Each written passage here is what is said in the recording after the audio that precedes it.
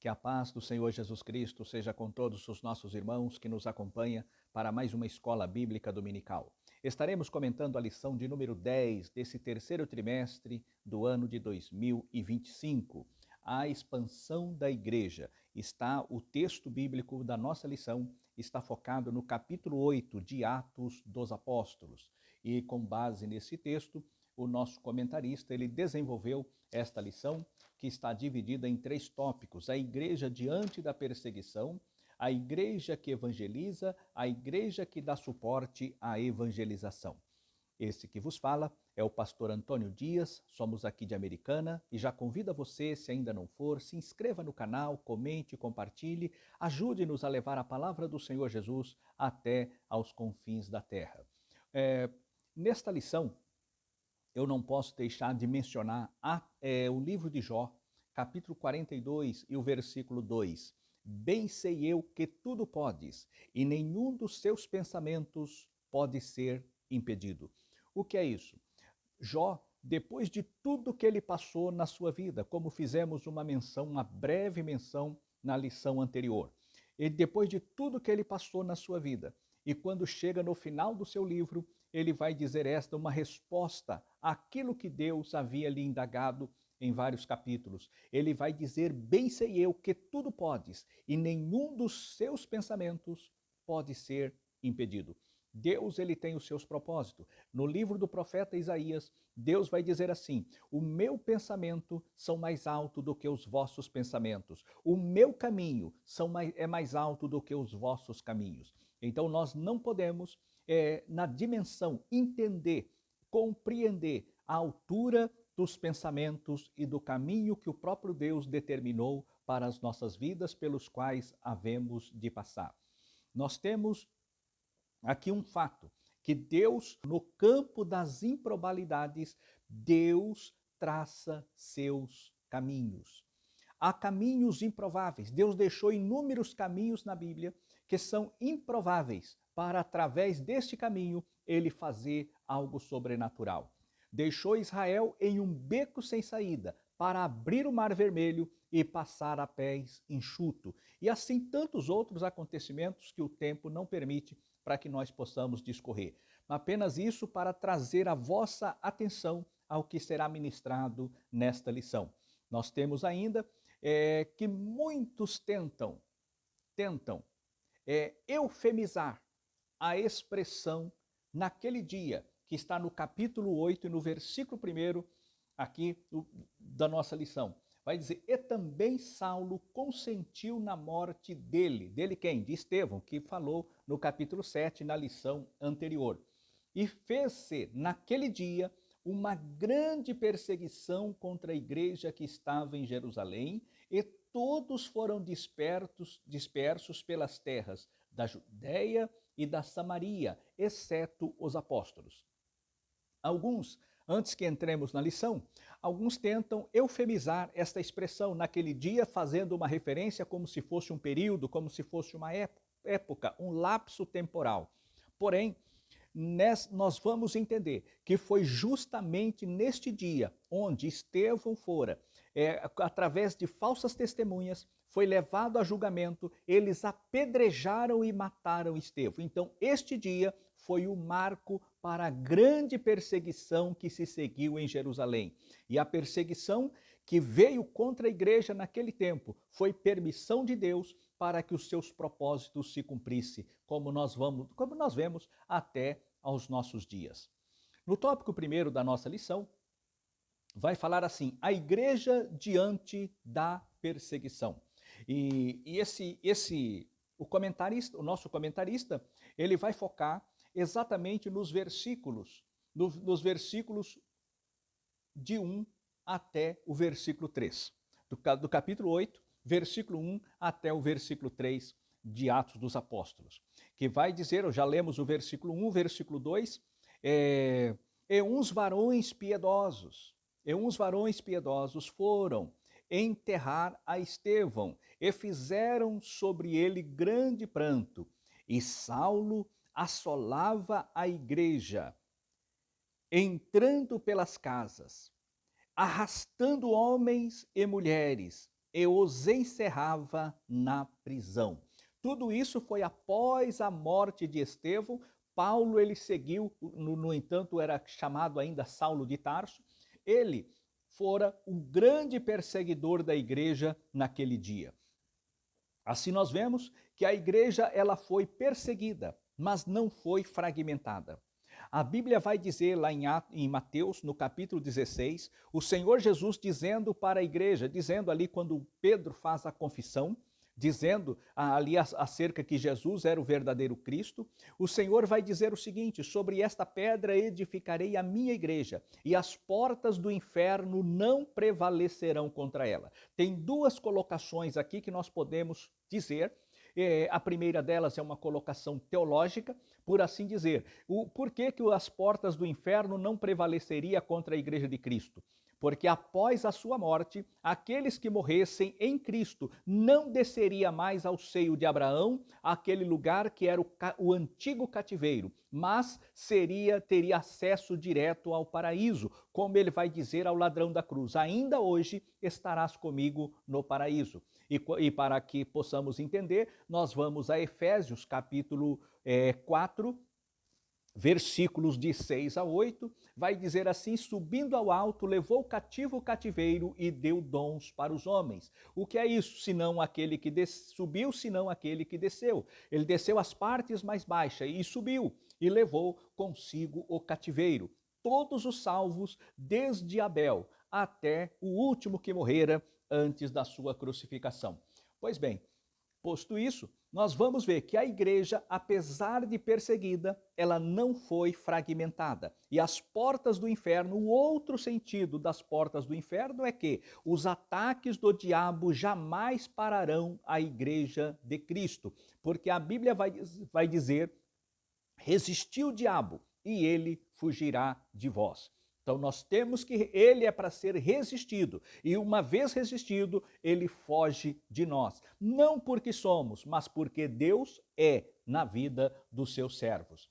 E assim, dentro ainda desse tópico primeiro, nós vamos ver que a igreja, alguns varões piedosos, vai dizer aqui, que eles sepultaram, eles fizeram grande pranto sobre Estevão.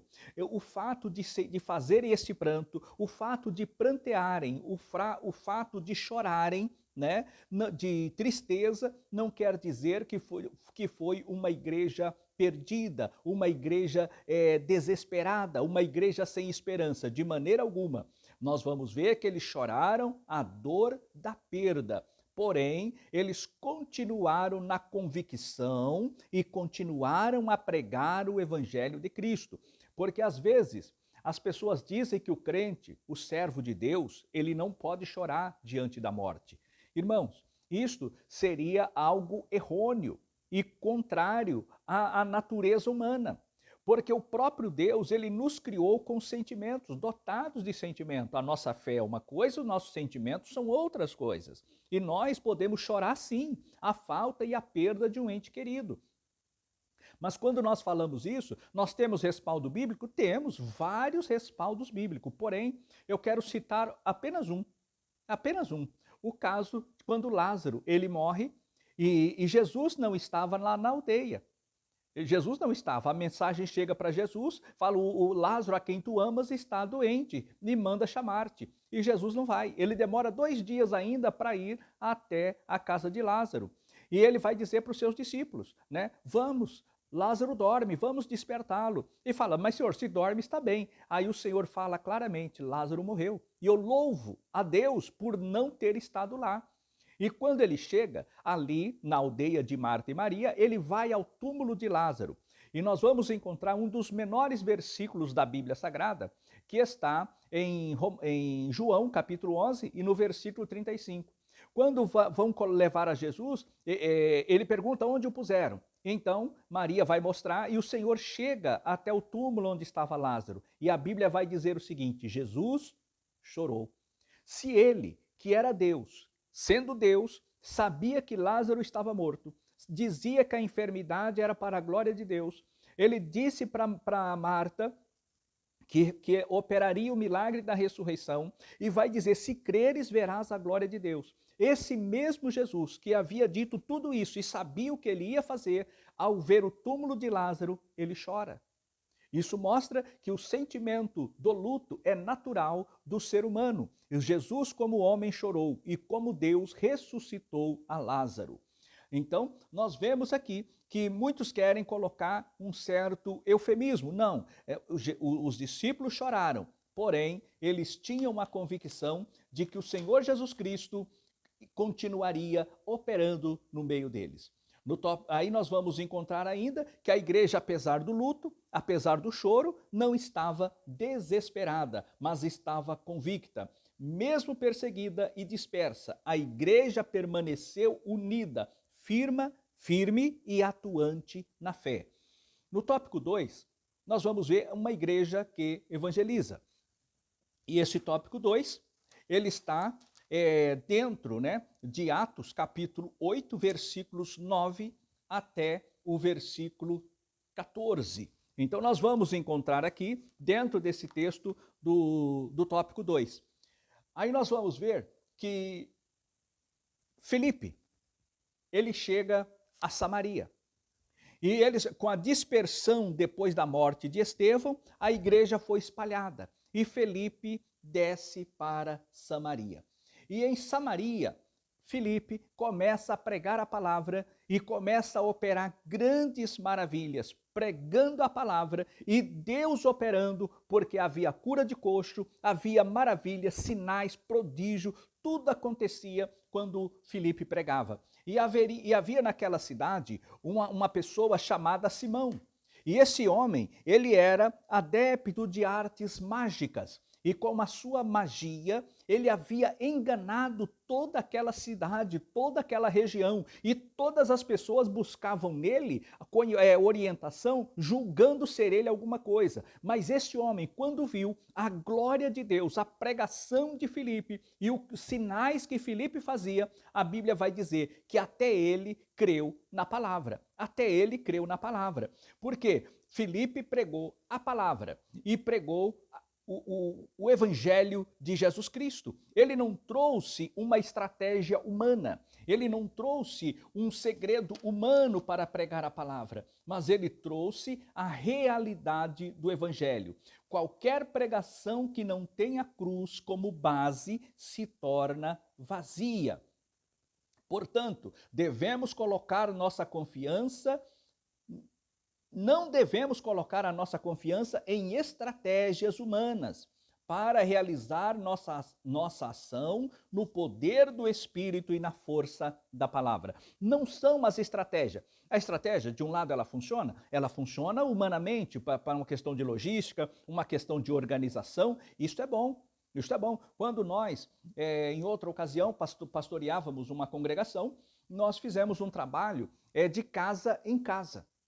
E para fazer aquele evangelismo de casa em casa, o que nós fizemos? Organizamos os irmãos, dividimos, montamos a estratégia, a quantidade de pessoas que ia de um lado da rua, do outro lado da rua, uma pessoa para monitorar. Então isso é estratégia humana, para dar o respaldo e o resguardo para aqueles que estão pregando a palavra. Porém, o que vai trazer o resultado não é a nossa estratégia, mas é a palavra que pregamos e a autoridade desta pregação. A autoridade em Deus é que vai fluir, é que vai fazer acontecer. Então, uma igreja cheia do Espírito Santo, centrada em Cristo, anunciando a palavra com poder, nada pode resistir. Os poderes das trevas, eles vêm abaixo. No tópico 3 da nossa lição, nós vamos ver a igreja que dá suporte à evangelização. Uma igreja que dá suporte, porque nós precisamos o seguinte, entender que a igreja, ela prega a palavra, ela ganha as almas para Cristo, porém, é preciso o discipulado. Não basta ganharmos as almas para Cristo, é preciso dar o alimento correto, o alimento necessário para que essa pessoa ela vá se fortalecendo espiritualmente e que possa um dia dar fruto para a glória do nome do Senhor Jesus. E aqui nós vemos que a igreja ela deu esse suporte. Nos versículos 14 do nosso texto, vai dizer o seguinte: E os apóstolos, pois, que estavam em Jerusalém, ouvindo que Samaria recebera a palavra de Deus, enviaram para lá Pedro e João, os quais, tendo descido, oraram por eles para que recebessem o Espírito Santo. O que nós vemos aqui?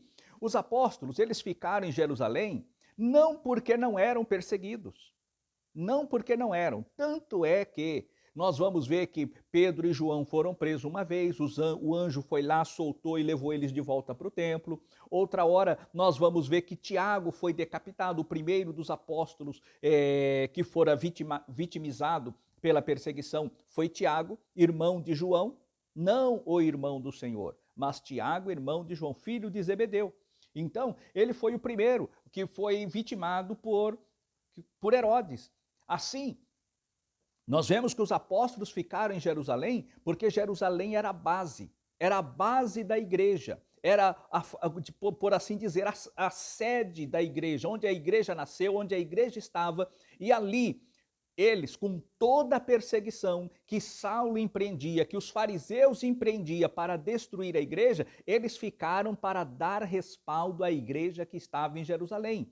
No entanto, as pessoas saíram evangelizando. As pessoas não pararam ali em Jerusalém quando saíram, tanto é que eles não tiveram medo, mas eles pregavam a palavra por onde quer que passavam. Aí nós vamos ver, possivelmente nós vamos ver nas lições futuras, o que aconteceu não somente aqui em Samaria, mas o que aconteceu em outras regiões. Por exemplo, quem começou a igreja em Roma? Foram os crentes dispersos. A perseguição que veio em Jerusalém, alguns crentes foram para Roma e em Roma pregaram a palavra. E em Roma também ali os gentios creu no Senhor Jesus. A fonte primária para que Paulo escrevesse a carta aos Romanos foi a contenda, o embate que havia entre os judeus convertidos e os gentios convertidos. E Paulo, então, ele vai mostrar, tanto aos judeus quanto aos gentios, que ambos precisavam de ajuste segundo a revelação do Evangelho. Nós vamos ver ainda que umas pessoas saíram e foram para Chipre e entrando anunciaram a palavra, que a maioria pregavam aos judeus, mas uns entraram, que foram para Chipre, e ali eles entraram em Antioquia e pregou aos gregos, que não eram crentes. E essas pessoas aceitaram o evangelho. Esse é um assunto para depois, porque antes disso nós vamos ver ainda a porta sendo aberta para os gentios através de Cornélio, né? No capítulo 10. Nós vamos ver que a porta para os gentios foi através de Cornélio. Mas depois disso, as pessoas que continuaram a pregar entraram também em Antioquia. E lá em Antioquia, depois que Pedro pregou ali para Cornélio, né? Aí sim, o evangelho entra também em Antioquia, o evangelho entra também em Roma. E assim os gentios começaram a receberem a palavra de Deus. E neste ponto, a igreja em Jerusalém, quando tomou conhecimento, os apóstolos João e Pedro desceram para Samaria e ali foram ver o que Deus estava fazendo. E ali eles trouxeram então a palavra, eles então não haviam ainda recebido o dom do Espírito Santo, ainda não haviam sido batizados com o Espírito Santo. E Pedro e João, impondo as mãos, eles então começaram a falar em outras línguas, começaram a profetizar. E esse Simão, aquele outro Simão que se convertera na pregação de Tiago, ou melhor, de Filipe, agora ele pediu a Pedro, olha, eu quero me dar dinheiro, porque eu quero também fazer o mesmo que você faz. Hoje, está cheio de mágicos nos púlpitos. Está cheio de mágicos em nossas igrejas, que fazem mirabolismo, que fazem coisas extravagantes por dinheiro, e não pela cruz de Cristo, que pregam segundo a conveniência, segundo aquilo que não vai chocar, a pregação do politicamente correto, a pregação coaching. Deus está reprovando essa casta de pregadores. Esses pregadores causam nojo na presença de Deus. Nós temos compromisso e devemos pregar a palavra. Esta palavra é a palavra de Deus. E é com esta palavra que nós vamos salvar vidas, ganhar almas para o reino do Senhor. É através desta palavra. Não existe outra maneira para ganharmos as pessoas, as almas para Cristo, senão pela palavra. E Pedro então vai dizer para ele e fala: olha, essas coisas não se obtêm por dinheiro. Essas coisas você não sabe o que você está falando. E você está em laço do diabo. E quando fala isso, aquele homem fala: ore por mim, para que essas coisas que tu falaste não me aconteça. Então nós vemos que muitos estão querendo alçar voo no ministério pelo dinheiro, mas não é pelo poder de Deus e pela palavra de Deus. Quando nós ouvimos isto, nós vemos que a mensagem da cruz é aquela que salva. Porque a pessoa, quando quer algo para Deus, quando ela produz algo para o reino de Deus, primeiramente a palavra de Deus. Não podemos pregar mensagens coachings. Não, irmãos. A palavra que salva não é esta. A palavra que salva é a palavra de Deus pregada com autoridade. O centro da nossa palavra é Cristo, a mensagem da cruz. E a palavra que pregamos deve ser: arrependei-vos.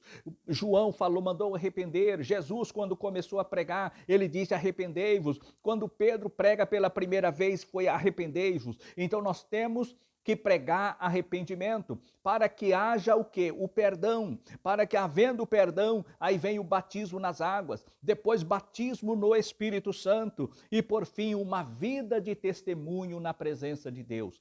Existem situações que nós não podemos aceitar, mas devemos pregar o evangelho como ele de fato é.